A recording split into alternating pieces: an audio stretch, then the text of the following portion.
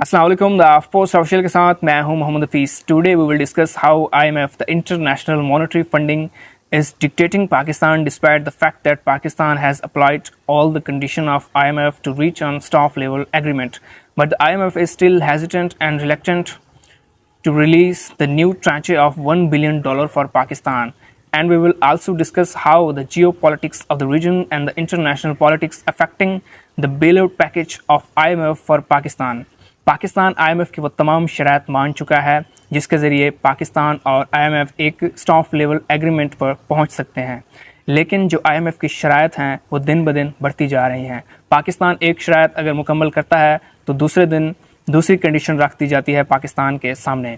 IMF ने कहा कि आप तेल की कीमतें बढ़ा दें, पाकिस्तान ने पेट्रोल और डीजल की कीमतें बढ़ा दी। IMF ने कहा आप जनरल सेल्स टैक्स बढ़ा दें, पाकिस्तान ने जनरल सेल्स टैक्स में इजाफा कर दिया।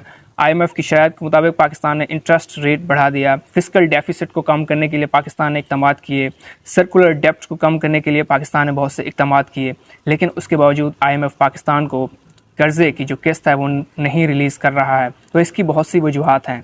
अब जो फ्रेश कंडीशन आई है IMF की वो ये है कि पहले जो फॉरेन पार्टनर है पाकिस्तान के, जैसे Saudi Arabia, UAE, United Arab Emirates, China, ये अगर हामी बने कि हम पाकिस्तान को कर्जा देंगे 6 से 7 अरब डॉलर का, तो IMF पाकिस्तान को $1 बिलियन की जो किस्त है वो रिलीज़ कर देगा। अगर ये ममालिक पाकिस्तान को पैकेज के कर्जा नहीं देते हैं तो IMF भी पाकिस्तान को कर्जा नहीं देगा। ये बहुत ही एक भयानक सिचुएशन है पाकिस्तान की इकॉनमी के लिए। पाकिस्तान की जो इकॉनमिक कंडीशन है वो मेल्ट डाउन का शिकार है। पाकिस्तान के foreign exchange reserve hardly $4.8 billion के करीब हैं, जो कि पूरे खित्ते में बहुत कम हैं। पाकिस्तान की आवाम महंगाई का शिकार है, महंगाई का तूफ़ान आया हुआ है और जो इन्फ्लेशन है वो स्काई पर पहुंच गई है, आसमान पर पहुंच गई है। इतनी ज़्यादा कीमतें हो गई हैं कि लोगों की रीच से बाहर हो गई हैं। और जो रमज़ान आया है इसमें मज़ीद एक नया तूफ़ान आया है महंगाई का, जो कि मिडिल क्लास के लिए भी एक मुश्किल खड़ी कर रहा है। तो IMF पाकिस्तान को क्यों नहीं दे रहा कर्ज, इसकी बहुत सी वजूहात हैं। जो जियो पॉलिटिक्स और इंटरनेशनल पॉलिटिक्स खेली जा रही है इस खित्ते में वो बहुत ही ख़तरनाक है। पाकिस्तान और चाइना के ताल्लुकात मिसाली हैं। पाकिस्तान और चाइना की जो दोस्ती है हिमालय से ऊंची है, शायद से मीठी है। इसके पीछे बहुत से ममालिक हैं इस दोस्ती को ख़राब करने के लिए, इस ताल्लुक़ को तोड़ने के लिए। सहर फुर्सत जो ममालिक हैं इनमें अमेरिका और इंडिया हैं।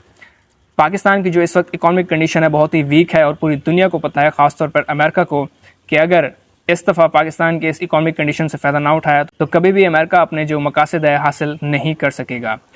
IMF को जो कंट्रोल करता है ममालिक, उनमें अमेरिका और यूरोपियन कंट्रीज़ शामिल हैं। इनमें चाइना का भी कुछ कंट्रीब्यूशन है, लेकिन जो मेजॉरिटी है वो यूरोपियन कंट्रीज़ और अमेरिका की है। 1944 में IMF को कायम किया गया था, इसका वजूद आया था 1944 में।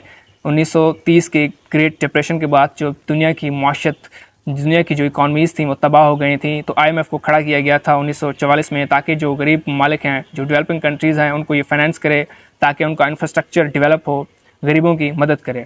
लेकिन अब IMF पाकिस्तान के साथ जो कड़ी शराइत रख रहा है वो इसलिए रख रहा है क्योंकि पाकिस्तान की जो एक रेलेवेंस थी खित्ते में वो अब थोड़ी कम हो गई है। क्योंकि जब से अमेरिका अफ़गानिस्तान से निकला है तब से पाकिस्तान की जो पूरी एक स्ट्रेटजिक जो एक इम्पोर्टेंस है वो थोड़ी कम हुई है अफ़गानिस्तान के हवाले से, पूरी दुनिया के हवाले से।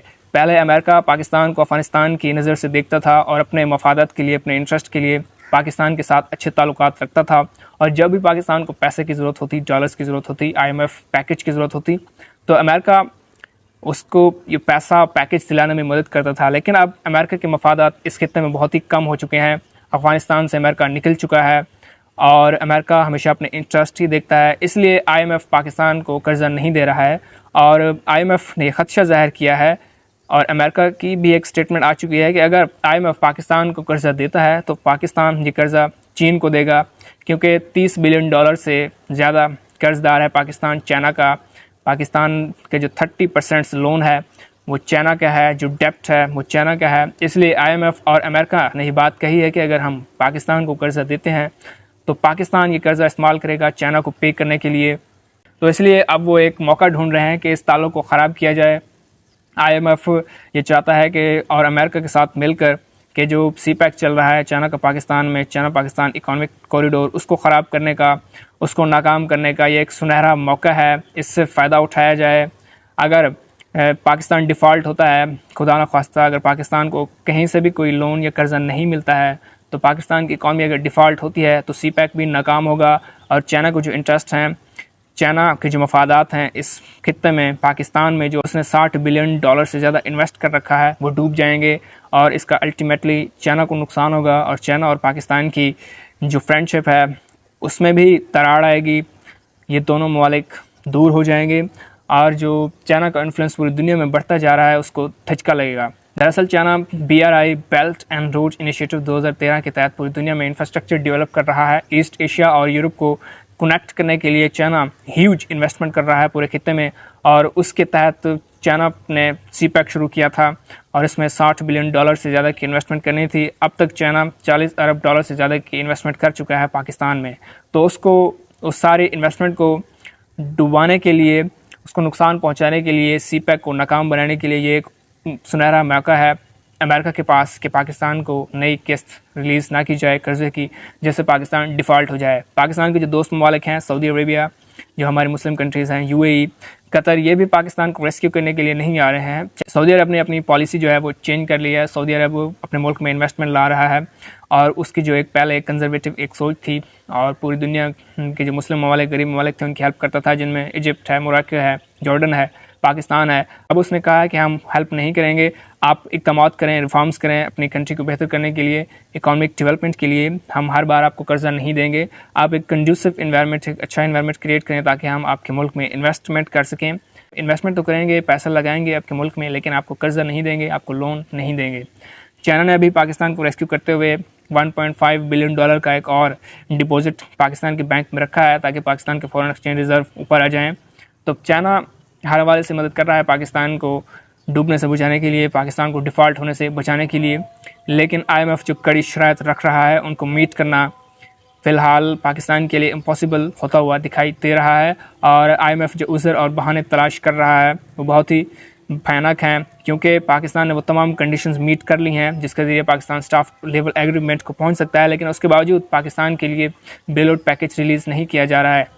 पाकिस्तान को तो ये सब कुछ नहीं मिल रहा, लेकिन यूक्रेन के लिए IMF ने $15 अरब का लोन रिलीज़ कर दिया है, उसको कर्जा देगा IMF $15 अरब का, जो कि रशिया से लड़ रहा है।